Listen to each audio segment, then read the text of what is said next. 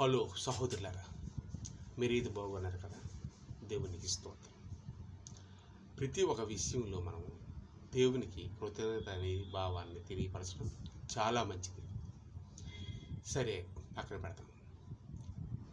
ఆదికాండం విషయాల్లోకి కొన్ని విషయాలకు వెళ్దాం.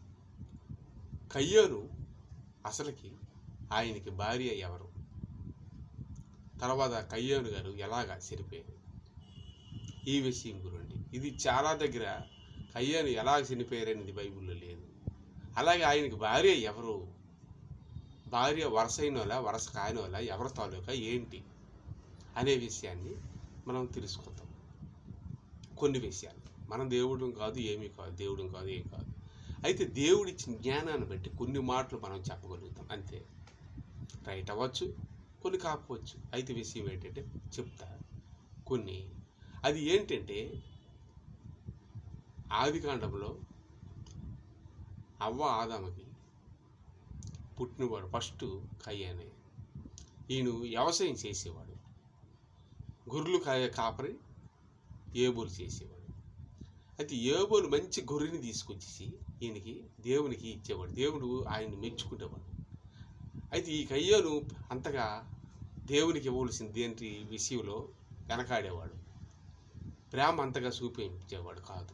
కాకపోతే అందువల్ల ఈయనకు అసూయ కలిగి చిన్నవాడినే ప్రేమిస్తాడు, నన్నైతే పెద్ద ప్రేమించట్లేదని దేవుడు ఈ దేవునికి దగ్గర ఆయన ఉంచకూడదని ఏబోలే ఆయన్ని పొలంలోకి తీసుకెళ్ళి ఆ పొలంలో ఒక రాయి తీసి, ఎవరు చూడలేదు కదా, నన్నైతే దేవుడు పెద్ద ప్రేమించలేదు, ఈయనిచ్చిన అర్పణను ఈయనిచ్చిన సమర్పించేవన్నీ తీసుకుంటున్నాడు, బళ్ళు అన్ని శబాస్ అంటున్నాడు, నాకైతే పొగట్లేదు, నేను ఇచ్చిన పెద్ద మంచి మంచి గొర్రెలు ఇస్తానని ఆయన్నే పొగుడుతున్నాడు అనేసి ఈయన ఉండకూడదు, ఆ ఒక అవకాశం పొగడతా అంతా నాకే దక్కాలి అనేసి ఆయన్ని ఏబోలి కయ్యాను ఫస్ట్ మర్డర్ చంపేశాడు.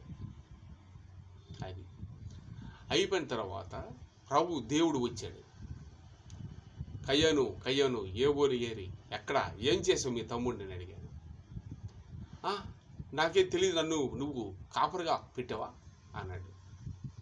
ఏం మాట్లాడుతున్నావు, ఆయన రక్తం నాకు మొర్రపెడుతున్నది అన్నాడు. ఈలో చాలామంది ఈ రోజులు ఏంటంటే దేవుని సేవకుల గురండి, వేరే వాళ్ళ గురండి ఆయన వెళ్ళిపోయిన వెంటనే ఇక్కడ మాట అక్కడ మాట ఇక్కడ మాట చెప్పుకుంటారు. దేవుడికి తెలియదా? దేవునికి ఈయన చంపేయడము అన్నీ దేవునికి తెలుసు. ఆయన రక్తం మొరబెడుతుంది. అందుకే దేవుడు కొన్నిసార్లు అంటాడు, మీరు నా దేవాలయం అయి ఉన్నారు, దేవాలయాన్ని ఎవరైనా పడగొడితే నేను ఊరుకుంటున్నా అని దేవుడు అంటాడు. మన దేవుని దేవాలయం. మన ఎవరిని కొట్టాలన్నా చంపాలన్నా మరి దేవుని ఆలయం ఇచ్చేసినట్టే కదా, దేవుడు ఊరుకుంటాడా? ఊరుకోడు. అలాగే దేవునికి తెలిసిపోద్ది అంతా కూడా. ఇవాళ ఇక్కడ మాట అక్కడ మాట ఇక్కడ అన్ని చెప్తూనే ఉంటారు, తెలియదని దేవునికి. కానీ దేవుడికి అన్నీ తెలుసు. చాలా కేర్ఫుల్గా ఉండాలి, జాగ్రత్తగా ఉండాలి దేవుని విషయంలో మాత్రం. ఏ మాట పెడితే ఆ మాట నీడు ఇంకా చేయకూడదు. దేవుడు చూస్తున్నాడు. అక్కడ చెప్పాడు, కయ్యాను నాకు కాపరిగా పెట్టావన్నావు, నువ్వు కాపరిగా కాదు, యెహోవా కన్ను దృష్టి ఆయన చూపు ప్రతి ఒక్క స్థలం మందు బైబిల్లో ఉంటుంది. అది మనకు తెలుసు కదండి.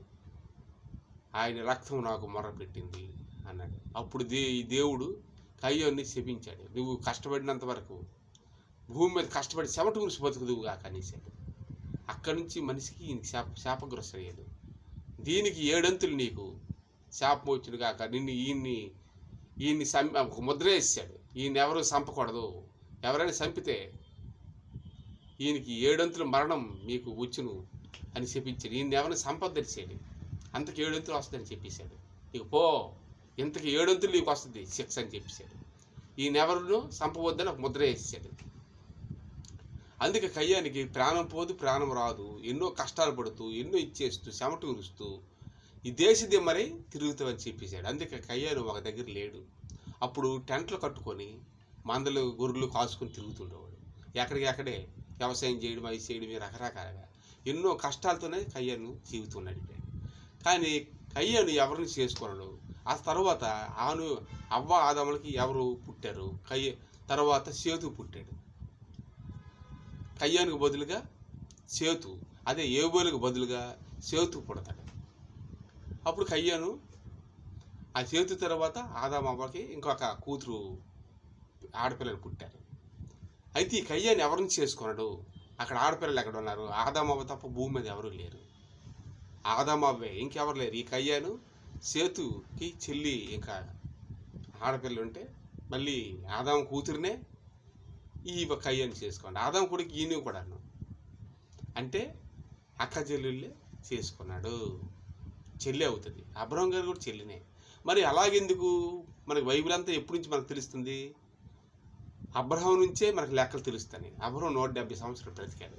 ఆనుకు 930 సంవత్సరాలు. ఇక్కడికి ఇక్కడ ఎంత తేడా ఉంది? చాలా ఉంది. అందుకే జెరూసలేం చుట్టూ స్టోరీ అంత ఉంటుంది. అక్కడ డొమో మసీదు ఉంటుంది, దాని కిందని సొలొమోను మహారాజ్ దేవాలయం ఉంది అంటారు. అది డొమో మసీదు దగ్గర అబ్రహం తలక సమాధి ఉంది. అక్కడ ముస్లిమ్స్ కూడా వెళ్తారు, క్రైస్తవులు వెళ్తారు. క్రైస్తవులకి ముస్లింలకి తండ్రి అబ్రహామే. సారా తలకు పిల్లలందరూ వీళ్ళందరూ, హాగర తలకు పిల్లలందరూ వాళ్ళందరూ. అయితే వాళ్ళు 2 గ్రంథాలు సీరియల్ కూడా అయిపోయినాయి. అబ్రహామునికి 2 భార్యలు అయితే సారా ఇస్సాకు కన్ని ఇలాగా ఈవేక ఇజ్రాయేల్ అంతలోకి వచ్చింది. హాగర్ ఆ దేశం నుంచి ఇంకో దేశం పెట్టి నా దేవుడికి ఒరిజినల్ పట్టుకుని వెళ్ళిపోయింది. అదే అల్లా ఇస్మాయిల్ గోత్రం. అది పక్కన పెడతాం. కట్ చేస్తే ఇక్కడ 170 సంవత్సరాలు అబ్రహం గారు బ్రతికి చనిపోయారు. వదిలిద్దాం, పక్కన పెట్టిద్దాం. సరే, ఎన్నో తరాలు అయిపోయింది. అప్పటికి పక్కన పెడతాం. మళ్ళీ వెనక్కి వెళ్దాం. కయ్యానుకు భార్య ఎవరంటే ఆదాముకి మళ్ళీ కొడుకు కూతురు వాళ్ళు పుట్టారు కదా, కూతురు చెల్లె చేసుకోవాలి. మరి ఈయనకి భార్య ఎవరంటే ఆదాము కూతురే.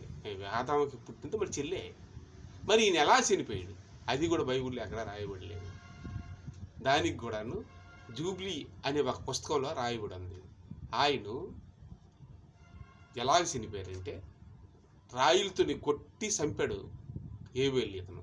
అదే శిక్ష ఆయనకు కూడా ఎవరు చంపితే ఇంకా 70 శిక్ష వచ్చేది చెప్తారు. అందుకని ఎవరు ఆయన సంప్రదాయం దుర్మార్గంగా ఉన్నప్పుడు కూడా. కానీ ఆయన వంశంలోనే ఈ నోహావు జనాలు ఆనుకు ముతో మనవుడు నోహావు, ఈ ఆనుకు ఈ ఒక జనాలందరూ కయ్యాను వంశంలోనే వచ్చిన వాళ్ళే. ఏ మానవుడైనా సరే ఆదామా కయ్యాను వంశంలోనే వచ్చిన వాళ్ళే. కయ్యానికి శిక్ష దేవుడు విధించాడు. ఎందుకంటే ఏబోలు చంపాడు. ఎవరు కూడా పాపం చేసినవాడు దేవునికి రక్తం ఏబోలు మొరపెట్టింది కాబట్టి శాపం మొదలదు. అది కయ్యాను కూడా రాతి బండ ఇంట్లో దూరి అక్కడ స్టాండర్డ్కి పెద్ద పెద్ద రాళ్ళతో కట్టబడింది. అది జూబ్లీస్ అనే ఒక పుస్తకంలో రాయబడింది. బైబిల్లో పట్టక వేరే వేరే గ్రంథాలు కూడా ఉన్నాయి. అయితే అందులో ఆ రాళ్ళు కూలిపోయి రాయిలతోనే సావబడ్డాడు కయ్యాను. అది పుస్తకాల్లో కొన్ని సాక్ష్యాలే తప్ప నిజంగా నేను చూసామంటే అది కూడా కాదు, నమ్మడమే. అయితే ఇది ఏంటంటే ఇది కయ్యానుల చరిత్ర. అయితే కయ్యాను వంశంలో నుంచి ఆనూకు కూడాను పిల్లలతో కుటుంబాలతో నడుస్తూ ఫ్యామిలీతో 360 సంవత్సరాలు ఆనూకు సేవ చేసి ఆనూకు దేవునితో చనిపోలేదు. ఆయన దేవునితో నడిచి వెళ్ళిపోయాడు. ఆనూకు ముతో మనవుడే నోహావు. మరి నోహావు ఎప్పుడు కయ్యానుల వంశం అంతా మళ్ళీ నోహావు వాడు వచ్చి ఉన్నప్పుడు పాపం పెరిగిపోయింది. వంశం కూడా అలాగే తయారైంది. కాకపోతే అదే వంశం నోహావు ప్రార్థన ఆనూక ఉన్నాడు కాబట్టి ఆనూక ప్రార్థన వల్ల వాళ్ళ కుటుంబం మళ్ళీ రక్షింపబడి మళ్ళీ వాళ్ళ ముతో మనవుడే నోహావు వాడ కట్టి అందులో ఈ కయ్యంతలో మళ్ళీ వంశం అంతా ఉంది కదండి. అంతను వాడలో కూలిపోయి చనిపోయారు ఎక్కడదక్కడ. అప్పుడు నోహావు తన కుటుంబమే చెప్పిన మాట విన్నారు కాబట్టి, శాపగ్రస్తులు కాదు కాబట్టి వాళ్ళ కుటుంబం మళ్ళీ భూమి మీదకి వచ్చేసి ఎక్కడ మళ్ళీ భూమి అంతా విస్తరించింది.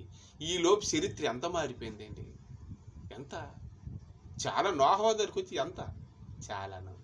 నోహావు ఎన్ని సంవత్సరాలు బ్రతికాడు? నోహావు 650, అబ్రహం గారు 150.